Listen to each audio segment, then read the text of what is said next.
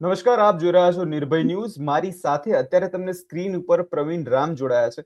પ્રવીણભાઈ, કેવી તૈયારી છે આમ આદમી પાર્ટીની આ ચૂંટણીને લઈને? કેમ કે ઉમેદવારો તો ઉતરી ગયા છે, પરંતુ હવે જીતવાનું એ હોય છે કે ઉમેદવારોના જે મતો કેવી રીતે મેળવે લોકોના, એના માટે શું તૈયારી છે? જુઓ, અત્યારની સ્થાનિક સ્વરાજ્યની ચૂંટણીમાં આમ આદમી પાર્ટી પૂરી તાકાતથી રણ મેદાનની અંદર ઉમેદવારો ઉતર્યા છે. અને સૌથી મહત્વની વાત એ છે કે રાજનીતિમાં નિર્ણય શક્તિનો બહુ મહત્વનો રોલ હોય છે. લોકો તમને ત્યારે જ પસંદ કરે જ્યારે તમારામાં નિર્ણય શક્તિ લેવાની તાકાત હોય. આમ આદમી પાર્ટીએ સમગ્ર ગુજરાતની અંદર આ તાકાત બતાવી છે. સૌથી પહેલા ઉમેદવારો જાહેર કરવાની જે તાકાત છે આમ આદમી પાર્ટીએ ગુજરાતમાં બતાવી. બીજેપી અને કોંગ્રેસ છેલ્લી રાત સુધી પણ ઉમેદવારો ડિસાઇડ ન કરી શકી, કન્ફ્યુઝનમાં રહી, નિર્ણય ન લઈ શકી. તો એ જ્યારે એના ઉમેદવારોમાં જ નિર્ણય ન લઈ શકે તો જનતા માટે કામ કરવામાં કઈ રીતે નિર્ણય લઈ શકશે? તો આમ આદમી પાર્ટીએ સૌથી પહેલા ઢોલ વગાડ્યો, સૌથી પહેલા મજબૂત ઉમેદવારો જાહેર કર્યા, સૌથી પહેલા નોમિનેશન કર્યું. અને એટલા માટે જ એક ગુજરાતીમાં આપણી કહેવત છે કે પહેલો ઘા રાણાનો, એમ પહેલો ઘા આમ આદમી પાર્ટીએ માર્યો છે આ પંચાયતની સ્થાનિક સ્વરાજ્યની ચૂંટણીઓમાં. અને મારું માનવું એવું છે કે પહેલો ઘા ક્યારેય ફગતો નથી, પહેલો ઘા હરખોથી જાય છે, પરફેક્ટ લાગે છે. તો આ વખતે સ્થાનિક સ્વરાજ્યની ચૂંટણીમાં આમ આદમી પાર્ટીનો ઘા જે સત્તા તરફ જઈ રહ્યો છે ચોક્કસથી લાગશે. સત્તા અને તમાશો લાગશે. અને જનતા છે એ આમ આદમી પાર્ટીને ચોક્કસથી આમ આદમી પાર્ટીના ઉમેદવારોને આશીર્વાદ આપવાની છે. આમ આદમી પાર્ટીના ઉમેદવારો અત્યારથી જ મેદાનમાં ઉતર્યા છે એવું નથી. અગાઉ 6 મહિનાથી ડોર ટુ ડોર કેમ્પેન હોય, લોકો વચ્ચે જવાની વાત હોય, લોકો માટે રસ્તા ઉપર લડવાની વાત હોય. આ તમામ મુદ્દે આમ આદમી પાર્ટી ઘણા સમયથી લડી રહી છે. અત્યારે આ માત્ર 10 દિવસ તો ચૂંટણીના છે, પરંતુ ચૂંટણી પૂરતી વાત નથી. અગાઉ પણ આમ આદમી પાર્ટીના ઉમેદવારોએ ખૂબ લડાઈ આપી છે અને એટલા માટે ચોક્કસથી લોકો આશીર્વાદ આપવાના છે. પ્રવીણભાઈ, અત્યારે જે પ્રકારે છેલ્લા 30 વર્ષથી ભારતીય જનતા પાર્ટીનું શાસન રહ્યું છે, તો તેને હરાવવા માટે આમ આદમી પાર્ટીની શું તૈયારી છે? શું વિચારી રહી છે પાર્ટી? જો ભાજપને હરાવવા માટે તો લોકો જ કાફી છે, જનતા જ કાફી છે. હવે એને હરાવવા માટે કે એવા મકસદથી નથી નીકળ્યા, અમે લોકોના કામ કરવા માટે નીકળ્યા છે. અને જનતા જ હરાવશે. એનું કારણ છે કે જનતા દુઃખી છે, ખેડૂતો દુઃખી છે, ગુજરાતના યુવાનો દુઃખી છે, પેપરો ફૂટે છે. ખેડૂતો પાયમાલ છે. હળદરની અંદર ખેડૂતોને જેલમાં નાખી દેવામાં આવ્યા, એની ઉપર ત્રાસ ગુજારવામાં આવ્યો, પીડા આપવામાં આવી. અમે બધા 108 દિવસ જેલમાં રહીને આવ્યા. તો આ બધી વસ્તુઓ, મહિલાઓ સાથે અન્યાય થાય છે. ચારે બાજુ ડ્રગ્સનો બેફામ ચાલે છે, ડ્રગ્સ, દારૂ બધું બેફામ ચાલે છે. તો આ સ્થિતિમાં ગુજરાતની જનતા, ગુજરાતના ખેડૂતો અને ગુજરાતના યુવાનો જ ભાજપને હરાવશે. અને આમ આદમી પાર્ટી પૂરી તાકાત સાથે ગુજરાતની જનતાના આશીર્વાદથી અને ગુજરાતની જનતાના ભરોસાથી લોકોની વચ્ચે જશે, ડોર ટુ ડોર કરશે, યાત્રાઓ કાઢશે, લોકો પાસે આશીર્વાદ માંગશે. અને આ રણનીતિથી ચોક્કસથી મને એવું લાગે છે કે આ વખતે આમ આદમી પાર્ટી પૂરી તાકાતથી સારા પરિણામ સાથે ઉભરી આવશે. પણ પ્રવીણભાઈ, જોવા જઈએ તો જ્યારે મતોની વાત આવતી હોય છે ત્યારે લોકો ભારતીય જનતા પાર્ટીને જ મત આપી દેતા હોય છે. ક્યાંક ને ક્યાંક શરૂઆતમાં વિશ્વાસ તો બતાવતા હોય છે કે હા, અમે આમ આદમી પાર્ટી સાથે છીએ, પણ જ્યારે મતોની વાત આવે છે ત્યારે ભારતીય જનતા પાર્ટીને જતા હોય છે. તેના વિશે શું કહેવું છે? ના, જુઓ, એમાં જે વાત આપ કહો છો, સત્તા વર્ષોથી લઈને બેઠા છે એટલે એમના સંગઠનના મતો અને સંગઠનના પદાધિકારીઓ જે કંઈ પણ એમને જે એમના મળતિયાઓ છે એમને પૈસા મળે એટલે ચૂંટણીમાં ચોમાસામાં દેડકાઓ નીકળી જાય.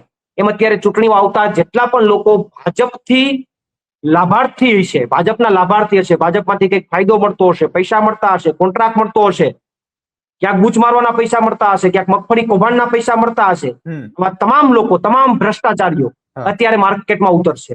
ચોમાસામાં જેમ ડેટકા ઉતરે એમ અત્યારે ડ્રાઉન કરતા ઉતરશે, લોકોને ભરમાવશે, લોકોને શરમાવશે, લોકોને કહેશે કે મારી ઇજ્જતનો સવાલ છે, તારે એટલું કરવું જ પડશે, તારે તારા ગામમાંથી એટલા મત કાઢી જ દેવા પડશે.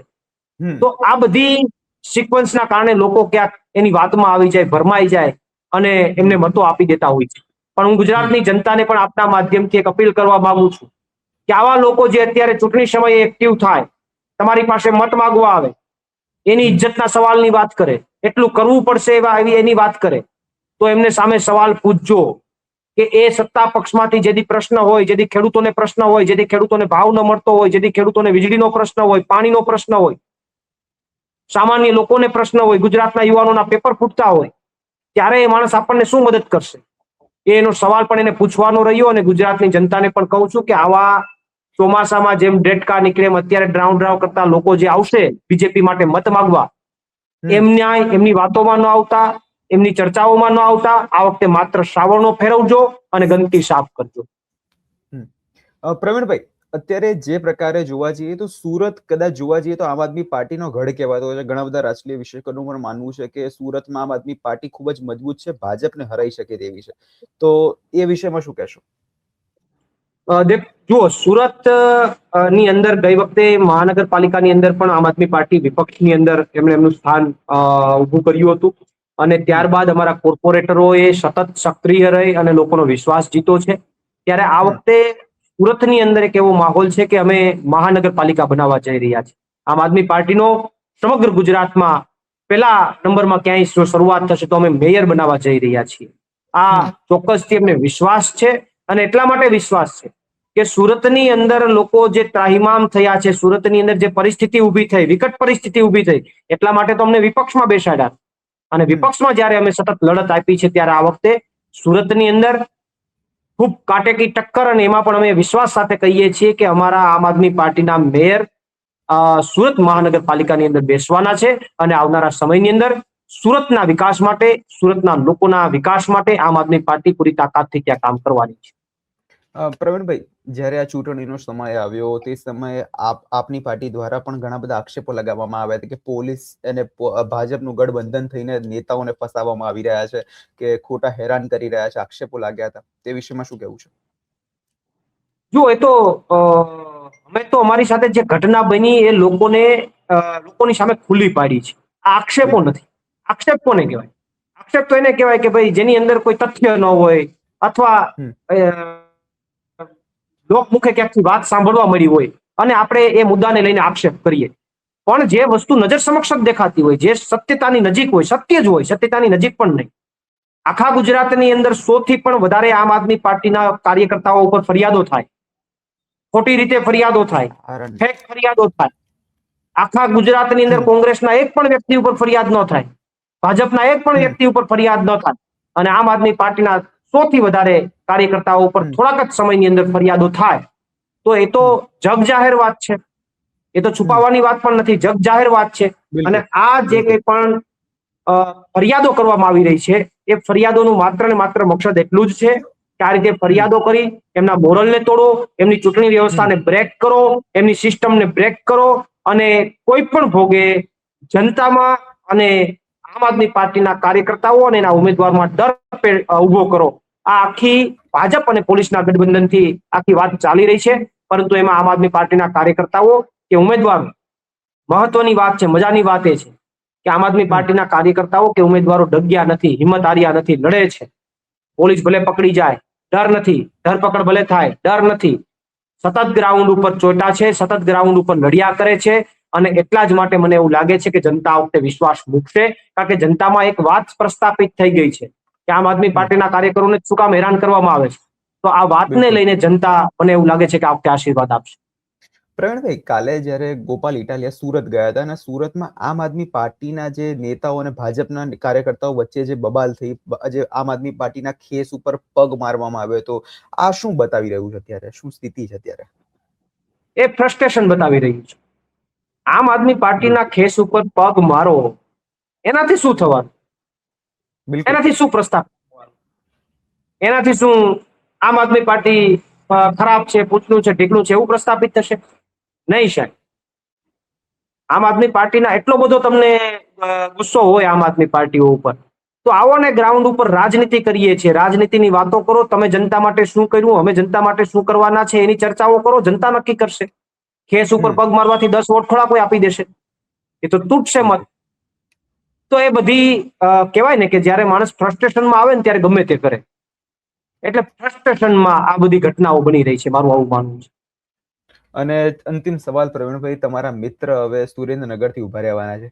જે સમયે ચર્ચાઓ એવી હતી કે જ્યારે રાજુ કરપડા આમ આદમી પાર્ટીમાં હતા, એટલે સુરેન્દ્રનગરમાં ક્યાંક ને ક્યાંક આમ આદમી પાર્ટીને ચિંતા તો નથી, પણ હવે જ્યારે ભાજપના બધા એમના કાર્યકર્તાઓ બી હતા એ બી ભાજપ સાથે જોડાયા છે, ત્યાં શું લાગે છે કે આમ આદમી પાર્ટીને તકલીફ પડી શકે? ના જુઓ, સુરેન્દ્રનગરમાં આમ આદમી પાર્ટી મજબૂત છે, ભૂતકાળમાં પણ મજબૂત હતી, વર્તમાનમાં પણ મજબૂત છે અને ભવિષ્યમાં પણ મજબૂત રહેશે. મારા પરમ મિત્રએ ખેસ પહેર્યો એ પછી પણ લોકોને જે દુવિધા હતી કે હકીકતમાં શું છે, આક્ષેપ કરે છે, સાચા છે કે ખોટા છે, બધું ક્લિયર થઈ ગયું છે. પણ મને દુઃખ એ વાતનું છે પ્રથમભાઈ કે આમ આદમી પાર્ટીએ જેને વિધાનસભાના ઉમેદવાર બનાવ્યા હતા, આમ આદમી પાર્ટીએ ગત ચૂંટણીમાં જેને વિધાનસભાના ઉમેદવાર બનાવ્યા અને જે સેકન્ડ પોઝિશન ઉપર રહ્યા હતા, એ વ્યક્તિને જિલ્લા પંચાયતની સીટ આપીને સીમિત કરી દીધા. આ વાતનું મને દુઃખ છે. પ્રવીણભાઈ, જે રીતે રાજુ કરપડાએ જે વાતો કરી કે ખેડૂતોની વાતો કરી હતી કે ઐતિહાસિક પેકેજ ગણાયું, જે સમયે જ્યારે આમ આદમી પાર્ટીમાં હતા એ સમયે તો ઘણા આક્ષેપો કરવામાં આવ્યા હતા કે આ પેકેજ ખરાબ છે, ખેડૂતોના હિતનું નથી, પરંતુ હવે ક્યાંક ને ક્યાંક રાજુ કરપડાના શબ્દો બદલાઈ ગયા એવું લાગે છે. એ તો આખી દુનિયા જાણે છે. ઐતિહાસિક પેકેજ નહોતું, પણ જેલ ઐતિહાસિક હતી અને એની પીડા ઐતિહાસિક હતી અને એના કારણે હવે પેકેજ ઐતિહાસિક લાગે છે. તો એ બધી વાતો અને બધી ચર્ચાઓ જે છે એ તો ગુજરાતની જનતા જાણે છે. એમાં હું મારે વધારે એટલા માટે નથી ચર્ચાઓ કરવી કે એ તો બધું જગ જાહેર છે. પેલા શું બોલેલા, હવે શું થાય છે, એ ગુજરાતની અત્યારે સોશિયલ મીડિયા અને તમારી બધી ચેનલોની અંદર પણ જે કંઈ પણ સાચી વાતો જે છે એ રજૂ કરવામાં આવે છે તો ગુજરાતની જનતા સુધી તમામ વાતોની ખબર પડે છે. અને આવનારા સમયમાં ખેડૂતો જે છે આવનારા સમયમાં આમ આદમી પાર્ટી સાથે જ ઉભા રહેવાના છે ને આમ આદમી પાર્ટીને તક આપવાના છે. એમાં કોઈ બેમત નથી ને એમાં કોઈ શંકા નથી. પ્રવીણભાઈ, એક અંતિમ સવાલ કે અરવિંદ કેજરીવાલ ગુજરાત આવવાના છે અને શું પ્લાનિંગ છે આખું, ખાલી બસ એના વિશે જણાવી દો.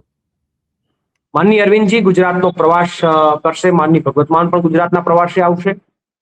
હાલ જે કઈ સ્થાનિક સ્વરાજ્યની ચૂંટણીઓ ચાલી રહી છે ત્યારે અલગ અલગ વિસ્તારોની અંદર સભાઓ ગજવશે. લોકોને આમ આદમી પાર્ટીની વિચારધારા, આમ આદમી પાર્ટી જો સત્તામાં આવે જિલ્લા પંચાયત કે તાલુકા પંચાયત કે મહાનગરપાલિકામાં, તો આમ આદમી પાર્ટી કયા વિઝનથી કામ કરશે, કયા એજન્ડા સાથે કામ કરશે, એ તમામ વાતો માનનીય અરવિંદ કેજરીવાલજી લોકોની વચ્ચે મૂકશે. અને માનનીય અરવિંદ કેજરીવાલજી જયારે ગુજરાતનો પ્રવાસ કરશે તો મારું એવું માનવું છે કે સોનામાં સુગંધ ભળશે. જે માહોલ છે એ માહોલમાં વધારો થશે. બિલકુલ, આપ અમારી સાથે જોડાયેલ તે બદલ ખૂબ ખૂબ આભાર પ્રવીણભાઈ. જી આભાર. આપને અમારો રિપોર્ટ કેવો લાગ્યો તમને કમેન્ટ કરી ચોક્કસથી જણાવજો. અમારી ચેનલ નિર્ભય ન્યૂઝને લાઇક, શેર અને સબસ્ક્રાઇબ કરવાનું ભૂલશો નહીં.